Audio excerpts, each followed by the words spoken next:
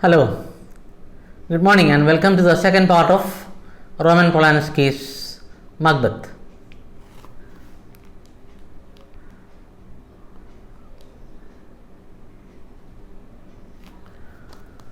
Macbeth was, of course, made in 1971. It was directed by Roman Polanski and the screenplay was by Roman Polanski and Kenneth Tynan. Based on the tragedy of Macbeth by William Shakespeare and produced by Andrew Bronsberg. Cinematography was by Gil Taylor, edited by Alistair McIntyre, music by the Third Year Band, production companies Playboy Productions and Caliban Films, distributed by Columbia Pictures. The release date was 20th December 1971 in the United States and 2nd February 1972 UK. That is roughly around 1.5 months difference only. Running time 140 minutes, that is more than 2 hours. Then we have got countries where it was released, UK and United States. Languages, of course, English, and the budget was $2.4 million. The cast: John Finch as Macbeth, Francesca Annis as Lady Macbeth, Martin Shaw as Banquo, Terence Baylor as Macduff, John Stride as Rose, Nicholas Selby as King Duncan, Stephen Chase as Malcolm, Paul Shelley as Donalbain, Macy McFarquhar as First Witch, Elsie Taylor as Second Witch, Noel Remington as Third Witch, Keith Chegwin as Fleance, Diane Fletcher as Lady Macbeth, Mark Dick Tam as Macduff's son, Bernard Archard as Angus, Sidney Bromley as Porter, Richard Pearson as a doctor. These are the cast. Now we are going to see the movie as such. Macbeth, or The Tragedy of Macbeth, is a 1971 historical drama film directed by Roman Polanski and co-written by Polanski and Kenneth Tynan.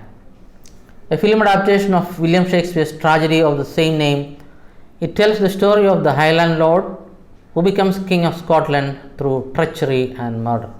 As you have already seen, Macbeth becomes the king after killing King Duncan through treachery. The film stars John Finch as the title character and Francesca Annis as Lady Macbeth, noted for their relative youth as actors. So both of them are very young. So that what makes this film unique. Themes of historic recurrence, greater pessimism, and internal ugliness in physically beautiful characters are added to Shakespeare's story of moral decline, which is presented in a more realistic style. Of course, Macbeth is definitely about moral decline, how evil is dominating human character, and it is mostly done through making the actors young. That means how evil can easily get into the mind of young people.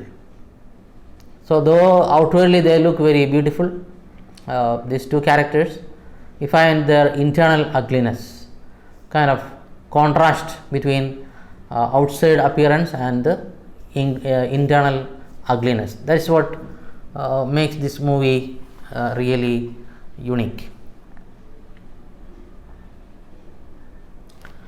Polanski opted to create an adaptation of Macbeth as a means of coping with the highly publicized Manson family murder of his wife Sharon Tate. As we have already seen, this murder of his wife and others definitely shook Polanski. It really shattered him. So maybe he wanted to escape from that shock. That could be one of the reasons he created or he made this movie. Finding difficulty obtaining sponsorship from major studios, the production was funded by Playboy Enterprises. So it was not easy for him to find studios and also even companies for producing this movie. So at the end, he managed to find one company, that is Playboy Enterprises. Filming was troubled by poor weather around the British Isles. So it was shot in some of the islands of Britain. Due to poor weather and all that, shooting was very badly affected. Macbeth was screened out of competition at the 1972 Cannes Film Festival and was a commercial failure in the United States. So you find that it had a kind of setbacks in the beginning itself. It was rejected at the Cannes Film Festival 1972, and it was not a commercial success. It was a failure, especially in the United States. It means it was not a hit at all. The film was controversial for its depictions of graphic violence and nudity. So it became controversial because of two things, that is the way violence was pictured graphically, and also nudity. You find the Lady Macbeth walking around in the nude, but has received generally positive reviews since its release. So later on it really got very encouraging reviews and criticism by critics, and was named best film by the National Board of Review. So that is a kind of consolation for him. Director Roman Polanski had been interested in adapting a Shakespeare play since he was a student in Krakow, Poland. So that was his childhood's dream. He wanted to make a Shakespearean play. But he did not begin until after the murder of his pregnant wife, Sharon Tate, and several of his friends by members of the Manson family. So here Manson family means actually name of the gang. This gang was behind the murder of his wife and other friends. At his house in Beverly Hills on the night of 9th August 1969. So if you want to know more about this murder, which was very, very shocking and a sensational case, you can go to Google and then find this Manson family murder. Following the murders, Polanski sank into deep depression and was unhappy with the way the incident was depicted in the media, in which his films seemed to be blamed. So not only that he was shocked by the murder, even the media turned against him, telling that some of his movies were behind this killing and all that. At the time he was working on the film The Day of the Dolphin, a project that collapsed and was turned over to another director, Mike Nichols. So because of this murder and all that, he was not able to complete that movie. He just handed over to another director. While in Gstaad, Switzerland, during the start of 1970, Polanski envisioned an adaptation of Macbeth and sought out his friend, British theatre critic Kenneth Tynan, for his encyclopedic knowledge of Shakespeare. So when he was staying in Switzerland, he had this idea or plan of adapting Macbeth. So he sought the help of his British friend, who was a critic, because he was an expert on Shakespeare. That's why he tried to get his help, Kenneth Tynan. In turn, Tynan was interested in working with Polanski because the director demonstrated what Tynan considered exactly the right combination of fantasy and violence. So what Tynan was looking for was fantasy and violence, this combination which he could find in Polanski. That's why he agreed to this project. Tynan and Polanski found it challenging to adapt the text to suit the feel of the film. So, though it was a kind of adaptation, they had to stick to the core elements. So, it was not very easy, it was really challenging. Tynan wrote Polanski saying, "The number one Macbeth problem is to see the events of the film from his point of view." That means from the point of view of Macbeth. So, you have to look at everything from the point of view of Macbeth. During the writing process, Polanski and Tynan acted out the scenes in Belgravia, London apartment, with Tynan as Duncan and Polanski as Macbeth. So, in order to make it more realistic, they kind of tried to act out the roles of Macbeth and Duncan, each taking the roles of these two people. In one scene, Polanski and Tynan wrote, "Lady Macbeth delivers her sleepwalking soliloquy in the Nude." So, this famous sleepwalking soliloquy or monologue, which is performed by Lady Macbeth, which is very famous. So, they wanted to make her nude without any clothes. And why they decided? The reason is that their decision was motivated by the fact that people in this era always slept in the nude.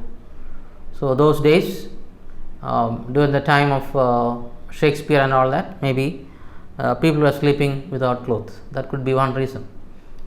Likewise, consultations of academic research of the Middle Ages led to the depiction of the nobles staying at Macbeth's castle, going to bed on hay and the ground with animals present. So, these are some of the findings of their research, how the nobles were staying outside and all, outside the castle and sleeping on the hay and all, along with animals and all that. The added importance the film gives to Rose did not appear in the first draft of the screenplay, which instead invented a new character called the bodyguard, who also serves as the third murderer. So, the character of Rose was invented by Polanski. So, this role of a bodyguard was assigned to Rose, and he was also involved in the murder. He was the third murderer. These are some of the slight variations you find from the drama. The bodyguard was merged into Shakespeare's Rose. The screenplay was completed by August 1970, with plans to begin filming in England in October. Paramount Pictures, Universal Pictures and Metro Goldwyn Mayer declined to finance the project, seeing a Shakespeare play as a poor fit for a director who achieved success with Rosemary's Baby. So, some of the famous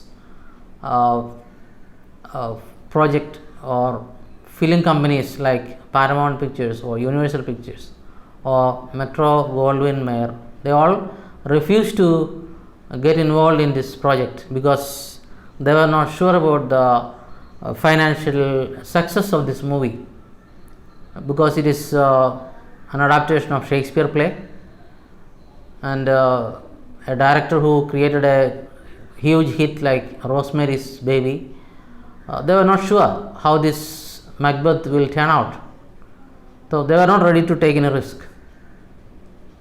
Then we have got Hugh Hefner, who published Playboy, had produced a few films with Playboy Enterprises and was eager to make more when he met Polanski at a party.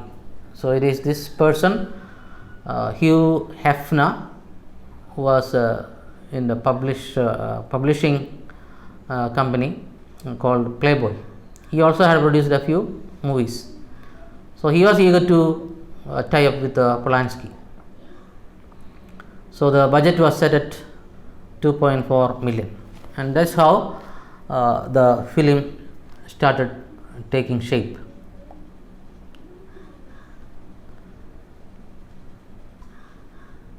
So, we have a few clippings from the movie. Here you have Lady Macbeth in her sleepwalk. She is definitely almost getting mad there. She is washing her hands continuously, thinking that the blood stain is not going away and all that. So you have got a very famous quotation from Shakespeare about all of perfumes from Arabia will not wash away the scent of blood from her hand and all that. So that's the scene. And then this doctor is there who came to treat her. This is the opening scene of the Three Witches. This is a murder scene. You have Macbeth and Lady Macbeth, definitely frightened. They have seen the ghost of Banquo and all that, so they are frightened. This is the battle scene in which Macbeth gets killed. So with that we have come to the end of Macbeth. Next we will be watching the movie, and then we will have the offline classes where we can discuss in detail based on the text. Until then, it is goodbye. Thank you.